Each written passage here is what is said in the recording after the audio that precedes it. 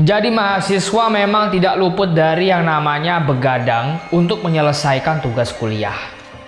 Tapi apa jadinya jika yang menemanimu begadang setiap hari adalah makhluk dari dunia lain?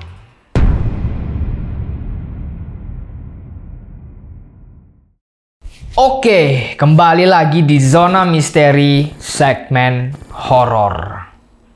Kali ini gue bakal ngebawain lagi nih kisah horor yang pastinya bikin bulu kuduk lo auto merinding. Sebelumnya kita kan udah mengulas kejadian horor yang terjadi di waktu KKN. Nah, kali ini kita bakal balik lagi jalan-jalan ke kampus. Lebih tepatnya di ISI Yogyakarta. Mereka adalah Sekolah Tinggi Seni Rupa Indonesia atau ASRI. Lalu ada Akademi Musik Indonesia atau AMI dan Akademi Seni Tari Indonesia atau disingkat dengan ASTI. Meskipun usianya masih terbilang muda, namun warisan dan prestasi dari ketiga lembaga pendidikan tersebut telah mengukir jejak yang mendalam dalam sejarah seni Indonesia. Sejak awal, misi dari ISI Yogyakarta nggak lain adalah mempertahankan dan memajukan keberagaman seni Indonesia, serta melahirkan generasi baru dari seniman dan profesional yang berkualitas. Melalui pendidikan yang holistik dan berkualitas, institut ini telah menghasilkan para talenta yang mampu bersaing di tingkat nasional maupun internasional. Kini, ruang-ruang kelas dan studio di kampus ISI Yogyakarta telah menjadi tempat di mana bakat-bakat muda disalurkan, kreativitas diekspresikan, dan impian dikejar. Di setiap lorong dan sudut terdengar alunan musik, langkah-langkah tarian, serta percikan warna di atas kanvas yang jadi ciri khas kehidupan kampus seni ini. Gimana? Lo udah mulai penasaran belum sama kisah horor yang ada di kampus satu ini? Wait, sebelum masuk ke ceritanya, kisah horor ini udah diulas di websitenya Zona Mahasiswa, lebih tepatnya di segmen Zona Misteri. Jadi kalian bisa langsung cek aja di sana. Sebelum kita masuk ke ceritanya, kalian siapin dulu cemilan, minuman, dan posisi duduk yang paling nyaman. Siap-siap, karena sebentar lagi Zona Horor aktif.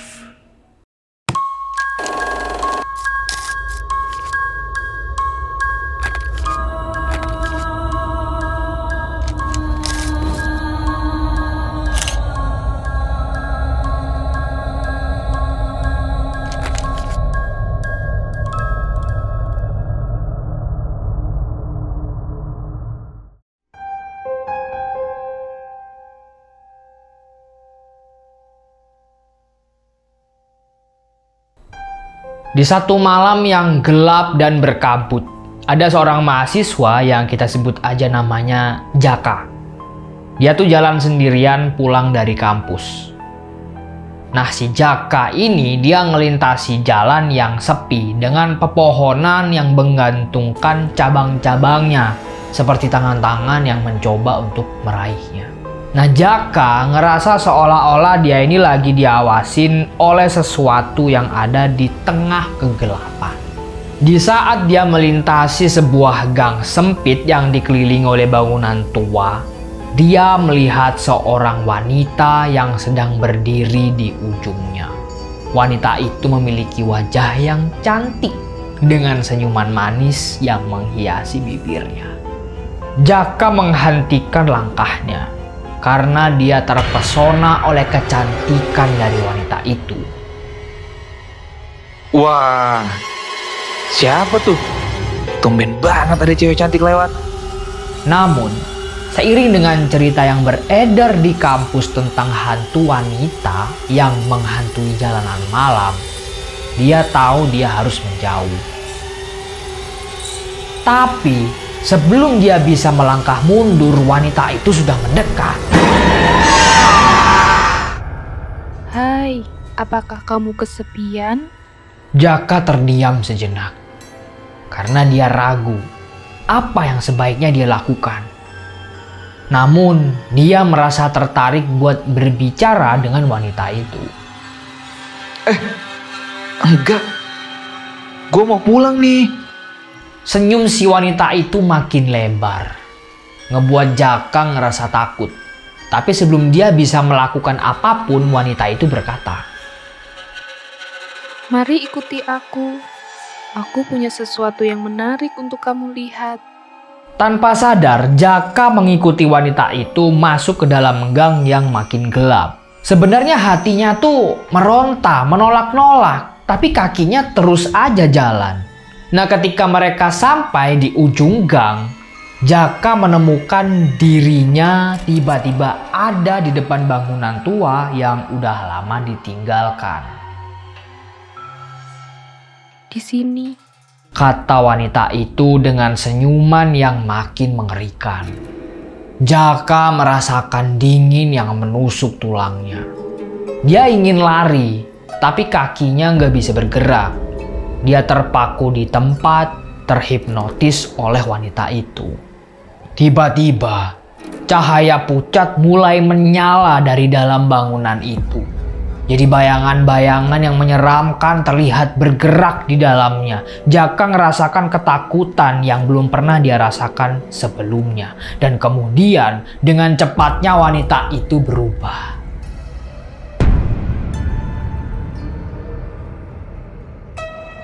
Senyum manisnya berubah menjadi mengerikan. Gigi-gigi runcing yang menyeringai, dan ternyata dia adalah Donna, hantu mahasiswi seni rupa yang mati bunuh diri di kampus itu. Penyebab kematian misteriusnya masih menggantung di udara. Tetapi sekarang dia kembali. Dia memburu mereka yang berani melintasi jalanannya. Jaka mencoba buat teriak, tapi suaranya tercekat di kerongkongannya. Dia tahu dia bakal jadi mangsa berikutnya dari hantu yang menakutkan ini.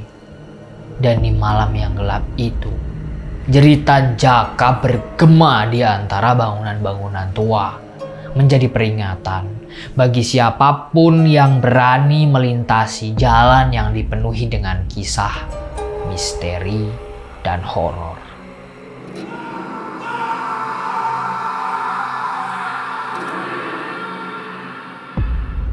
Beralih ke cerita selanjutnya.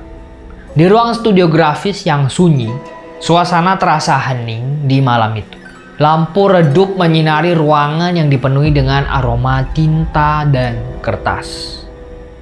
Ada seorang mahasiswa jurusan desain grafis, kita sebut aja namanya Andi. Si Andi ini masuk studio tersebut dengan langkah yang ragu-ragu. Andi telah mendengar cerita misterius tentang hantu TA atau arwah mahasiswa angkatan 2001 yang tewas dalam kecelakaan tragis di saat berjuang menyelesaikan tugas akhirnya. Andi tahu bahwa tugas akhir yang belum selesai dari hantu TA masih tersimpan di sana, menunggu untuk diselesaikan. Namun, tuntutan tugas-tugas lainnya membuatnya memutuskan untuk memanfaatkan studio grafis tersebut untuk menyelesaikan proyeknya. Meskipun dengan perasaan yang gak nyaman. Saat Andi mulai mengatur peralatan dan membuka laptopnya, suasana menjadi makin tegang. Dia ngerasa seolah-olah ada sesuatu yang mengawasi dia. Meskipun gak ada siapapun di ruangan tersebut. Nah, dia mencoba untuk mengabaikan perasaan itu dan tetap fokus pada pekerjaannya. Namun, tiba-tiba saja lampu-lampu di ruangan itu mulai berkedip-kedip tanpa alasan yang jelas. Andi merasa denyut nadi di lehernya makin lama makin cepat. Ketakutan mulai merayap di dalam dirinya. Lalu, dengan tiba-tiba laptop Andi mulai berperilaku aneh. Aduh, ini laptop kenapa sih? Pakai acara error segala. Layarnya berubah menjadi warna merah. Dan gambar-gambar aneh muncul di layar. seolah-olah mencoba berkomunikasi dengan Andi. Suara-suara aneh itu terdengar di sekitar ruangan, menggema di telinga Andi. Dalam kepanikan, Andi berusaha buat menutup laptopnya. Tapi tombol-tombol keyboard tiba-tiba aja jadi gak responsif. Dia merasa terperangkap di dalam studio grafis ini dengan kehadiran sosok-sosok yang tidak terlihat. Dan kemudian, dari sudut ruangan, bayangan gelap mulai membentuk siluet sosok manusia. Andi bisa melihat mata yang memancarkan cahaya yang menakutkan. Dan dia tahu itu adalah hantu TA. Arwah yang tidak bisa beristirahat karena tugas akhirnya yang belum selesai. Di dalam kepanikan yang melanda, Andi berteriak memohon ampun. Dia janji untuk meninggalkan studio tersebut dan tidak akan kembali. Bang, ampun bang, gua di sini cuma mau ngelarin tugas, jangan ganggu gua. Namun hantu TA itu tidak menggubris. Dia tetap memandangi Andi dengan tatapan yang dingin dan menakutkan. Tiba-tiba, semua kegelapan menyelimuti Andi. Dan ketika cahaya kembali, dia mendapati dirinya sendirian di studio grafis yang sunyi. Keringat dingin mengalir di wajahnya dan dia tahu bahwa dia telah mengalami pertemuan yang menakutkan dengan hantu TA. Sejak hari itu, Andi tidak pernah lagi memasuki studio grafis sendirian dan dia memutuskan untuk tidak lagi memanfaatkannya untuk kegiatan yang tidak benar. Cerita tentang hantu TA ini menjadi peringatan bagi siapapun yang berani mengganggu ketenangan arwah yang belum bisa beristirahat itu. Selanjutnya, gua bakal ngebawa lu ke dalam gedung jurusan televisi ISI Yogyakarta. Jadi waktu itu malam telah menyelimuti ruang-ruang gelap yang hanya diterangi oleh cahaya samar-samar dari monitor, komputer, dan lampu kecil yang ada di sudut-sudut ruangan.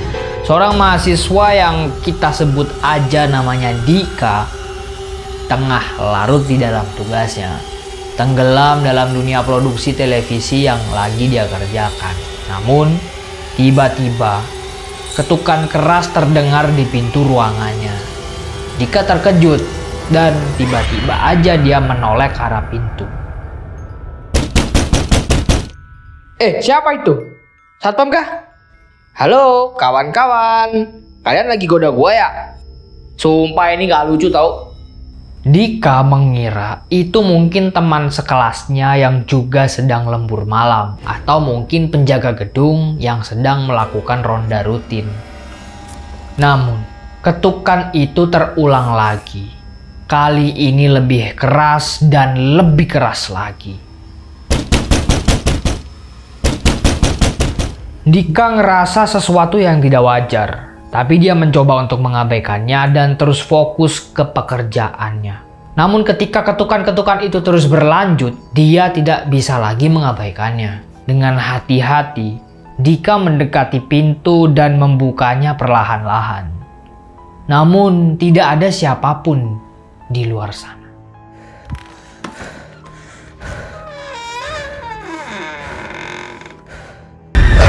Hanya gelapnya lorong yang menakutkan yang menyambutnya. Dia ngerasa aneh, tapi dia mencoba untuk meyakinkan dirinya sendiri bahwa itu mungkin hanya bayangan atau suara dari gedung yang tua ini. Kayaknya cuman perasaan gua aja dah.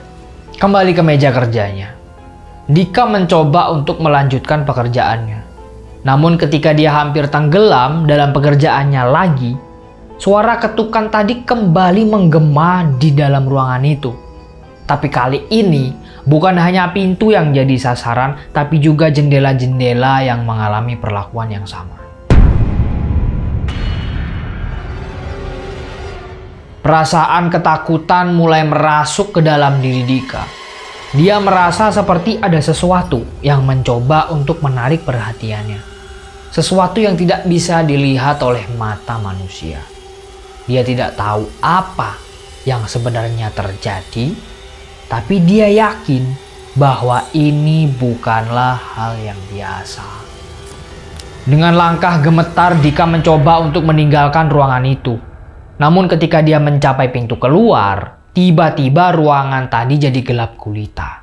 Dia terjebak di dalam kegelapan, tanpa bisa melihat apapun yang ada di sekitarnya. Dan tiba-tiba, suara yang tidak manusiawi mengisi ruangan.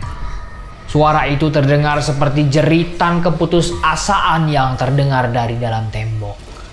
Dika merasakan sensasi dingin merambat di seluruh tubuhnya. Dia tahu bahwa dia tidak sendirian di dalam ruangan ini. Dengan teriakan ketakutan, Dika mencoba untuk mencari jalan keluar. Tetapi semua pintu dan jendela tampaknya telah terkunci rapat. Dia merasa seperti terjebak di dalam perangkap yang gelap dan mengerikan. Dan saat dia merasa putus asa, tiba-tiba cahaya menyala kembali. Dan ruangan tiba-tiba kembali normal. Dika menemukan dirinya sendirian di dalam ruangan. Tetapi perasaan aneh dan ketakutan masih terus menghantuinya.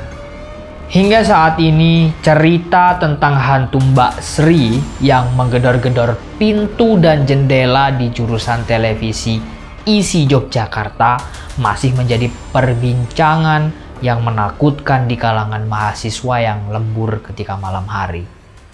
Dan siapapun yang mengalami kejadian serupa, mereka tahu bahwa mereka tidak akan pernah melupakan pengalaman itu. Nah, Sobat Zona, itulah beberapa kisah horor yang ada di kampus ISI Yogyakarta. Gimana? Apakah kalian percaya dengan cerita horor tadi? Atau bahkan kalian pernah mengalaminya sendiri? Coba komentar di bawah ya. Buat kalian yang pernah mengalami kejadian horor di kampus, bisa kirimkan cerita kalian di redaksi @zonamahasiswa.id. Nanti cerita-cerita horor dari kalian akan kita bacakan satu persatu. Jangan lupa tengok kanan, tengok kiri. Bisa jadi mereka ada di samping kalian.